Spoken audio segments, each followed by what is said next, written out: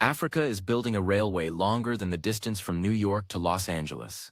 Through deserts, over mountains, across 10 countries that historically couldn't agree on anything. And that's just project number one. By 2030, the continent most people write off as perpetually behind is about to leapfrog decades of development in a handful of years. Think that's hype? Keep watching. Because what's happening in Africa right now makes China's Belt and Road look like a practice run. Let's start with the big one. The Trans-African Highway Network. This isn't one road.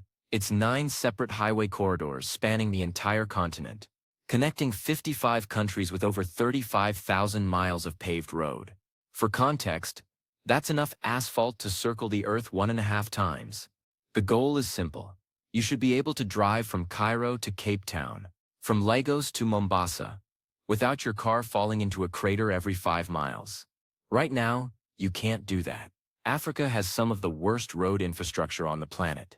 Only about 25% of rural roads are paved. That means if you're trying to move goods, forget about it. A truck carrying products from Nairobi to Lagos that should take maybe a week can take a month because the roads are non-existent or destroyed. This kills trade, it kills economies, and it keeps millions of people isolated. But here's what's different now. Money is actually flowing. The African Development Bank has committed over $100 billion to this project. China's throwing in another $60 billion. The EU, not wanting to be left out, added $44 billion. We're talking about real money, not just promises at conferences that go nowhere. 3 corridors are nearly complete. The Cairo-Cape Town Highway, the longest at 6,200 miles, is about 75% finished. The Dakar-Jamena-Djibouti route across the Sahel region is close behind. Once these are done, transport costs across Africa drop by an estimated 40%. That's massive. That's the difference between goods being affordable and being luxury items only the wealthy can access. And it's not just about economics. These highways connect cultures that have been separated for centuries by geography. A farmer in rural Tanzania will have the same access to markets as someone in Nairobi. A student in Niger can travel to a university in Senegal without the trip taking 3 weeks. This is about more than roads. It's about finally connecting a continent that colonialism deliberately kept fragmented. Project number 2 is even more ambitious. The Grand Inga Dam in the Democratic Republic of Congo. If this gets built, and that's a big if, it'll be the largest hydroelectric project in human history. We're talking about 40 gigawatts of power generation. For comparison, China's Three Gorges Dam, currently the biggest, produces 22 gigawatts. The Hoover Dam, that's 2 gigawatts. Grand Inga would produce more electricity than the 20 smallest countries in Africa currently use combined.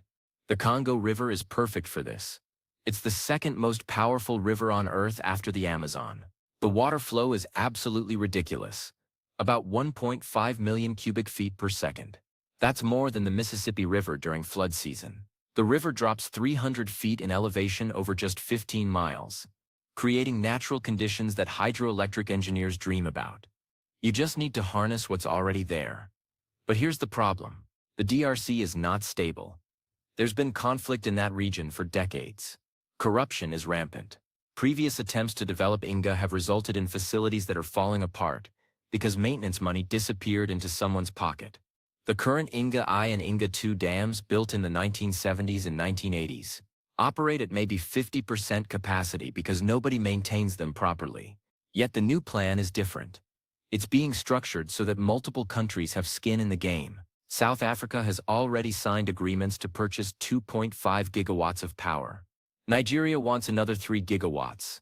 This creates political pressure to actually finish the thing and keep it running. If South Africa is depending on Inga for power, they're going to make sure it works. The economic impact would be staggering. Right now, over 600 million people in Africa don't have access to electricity. Not unreliable electricity. No electricity. Grand Inga could power the entire southern half of the continent. Industries that can't exist without reliable power, manufacturing, tech companies, data centers. They could finally operate in Central Africa. Cost estimates are all over the place. Anywhere from $80 billion to $200 billion, depending on who you ask. The World Bank is involved. China's interested. Even some American investment firms are circling. Construction on the first phase is supposed to start in 2025, with completion by 2030. We'll see. Big African infrastructure projects have a habit of getting delayed. But if this happens, Game Changer doesn't even begin to cover it. Project number 3 takes us to Ethiopia, the Grand Ethiopian Renaissance Dam on the Blue Nile. This one's actually almost finished. They started construction in 2011, and as of 2024, it's generating power. It'll produce 6.45 gigawatts, making it Africa's largest power plant and one of the largest dams in the world. But this project has caused a geopolitical nightmare. About 90% of Egypt's water comes from the Nile, and most of that comes from the Blue Nile in Ethiopia. So when Ethiopia started building a massive dam that would control the flow of that water, Egypt lost its mind. They threatened military action. They lobbied other countries to pressure Ethiopia. For years, it looked like this might actually lead to war. Ethiopia's position was simple. We're the ones living upstream. The water flows through our country. We have 110 million people, many without electricity. We need this dam. We have the right to develop. Egypt's position was equally simple. If you mess with our water supply, millions of Egyptians could face water shortages. This is an existential threat. The dam is filling anyway. Ethiopia started filling the reservoir in 2020, and Egypt couldn't stop it. What are they going to do? Bomb a dam and cause a flood that would devastate Sudan too. So now there are tense negotiations about water management, about how much water Ethiopia releases downstream, about what happens during drought years. But here's what nobody disputes. For Ethiopia, this dam is transformational. The country nearly tripled its electricity generation capacity. Industries are expanding because power is finally reliable and cheap. The project cost about $5 billion, entirely funded by Ethiopia itself through bonds and government revenue. No foreign loans. They own it outright. This could be the model for how African countries develop their own resources despite international pressure. Ethiopia didn't ask for permission. They just built it. That's a shift in how power dynamics work on the continent. Project number 4 is the LAPSSET corridor. That stands for Lamu Port South Sudan Ethiopia Transport Corridor. Try saying that 5 times fast. This is Kenya's mega project, a $25 billion infrastructure corridor that includes a new port, highways, railways, an oil pipeline, and 3 resort cities. The Lamu port is the centerpiece. It's on Kenya's northern coast, and it's being built to rival Mombasa, which currently handles almost all of East Africa's maritime trade. The first berths opened in 2021. When complete, Lamu will have 32 berths capable of handling the largest container ships in the world. The idea is to make Kenya the logistics hub for the entire region. The railway component is wild. It'll connect Lamu to Isiolo in central Kenya, then branch north to Ethiopia and South Sudan.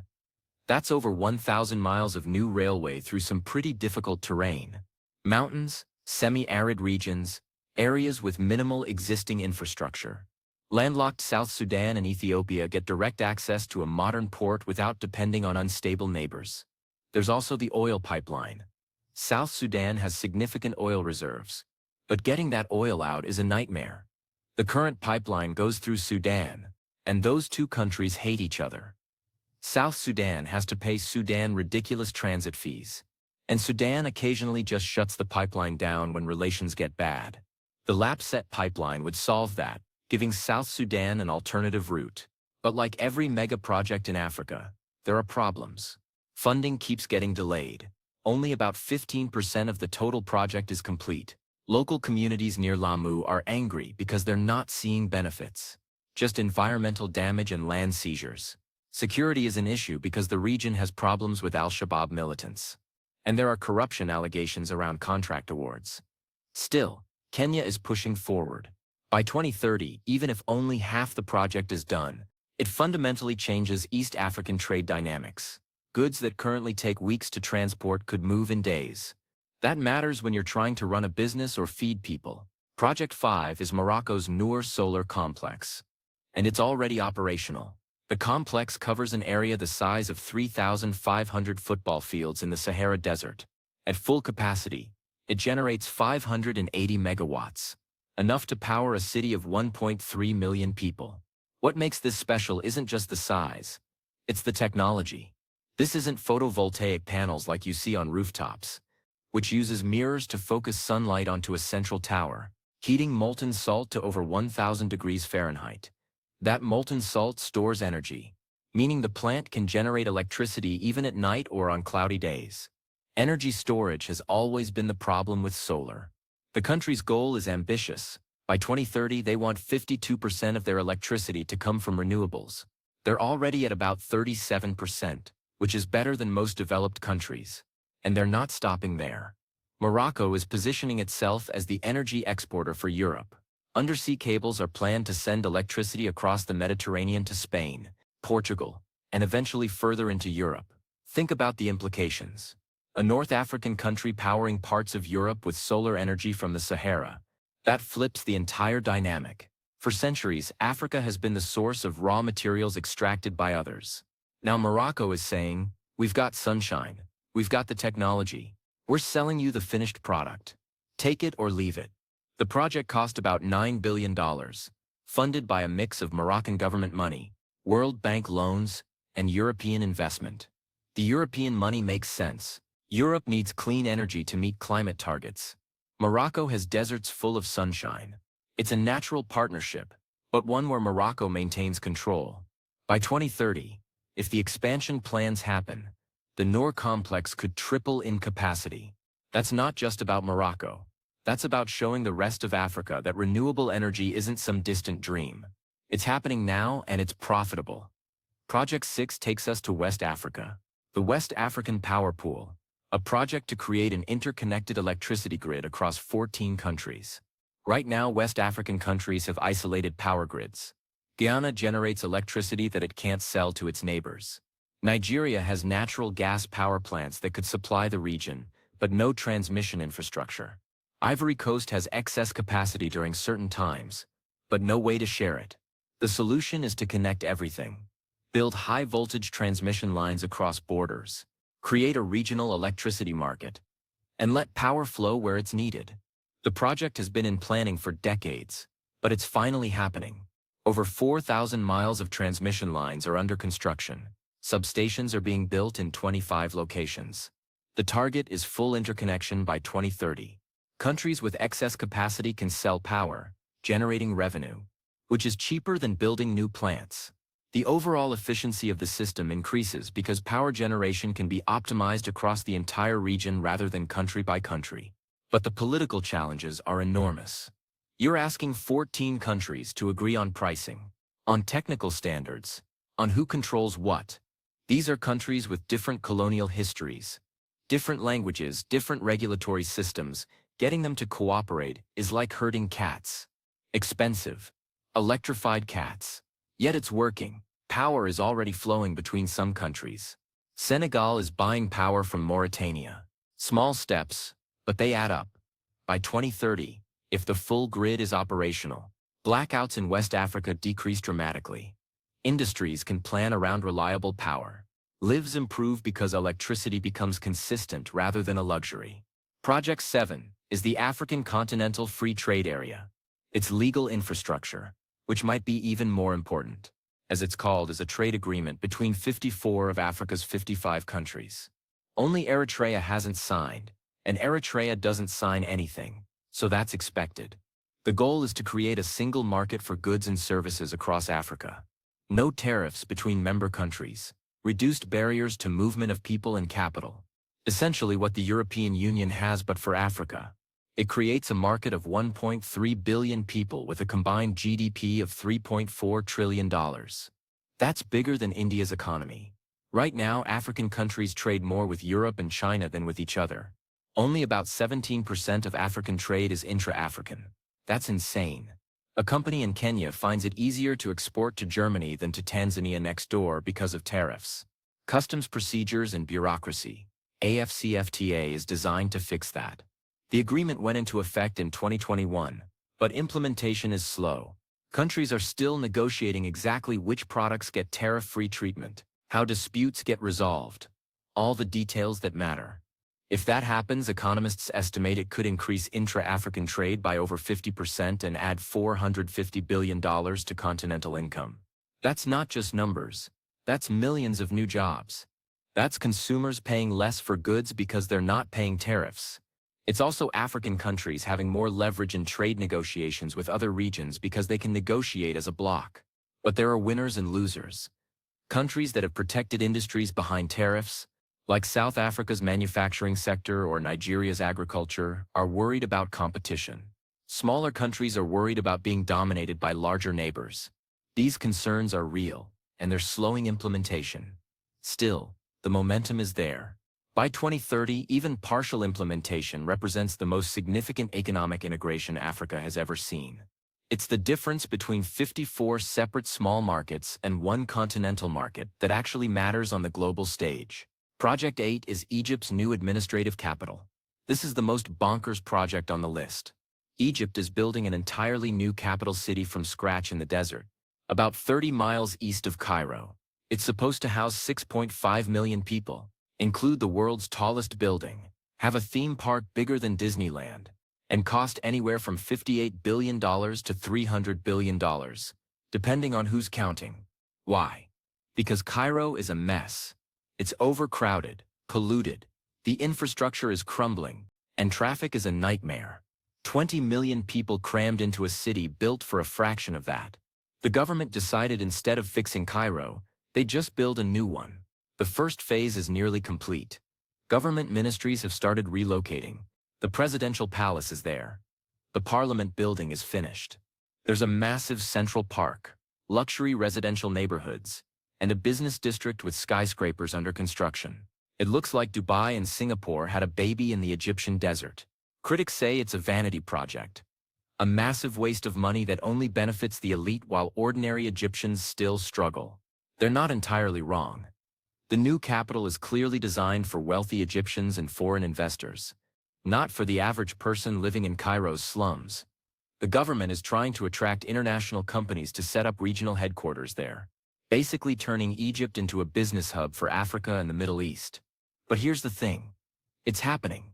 By 2030, a significant chunk of Egypt's government and business operations will be based in this new city. That shifts economic gravity away from historic Cairo, which could be good or catastrophic depending on how it's managed. If done right, it reduces pressure on Cairo while creating a modern economic center.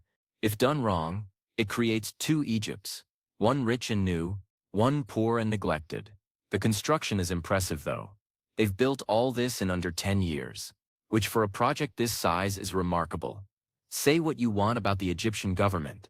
They can move dirt and pour concrete fast when they want to. Here's what ties all of these projects together.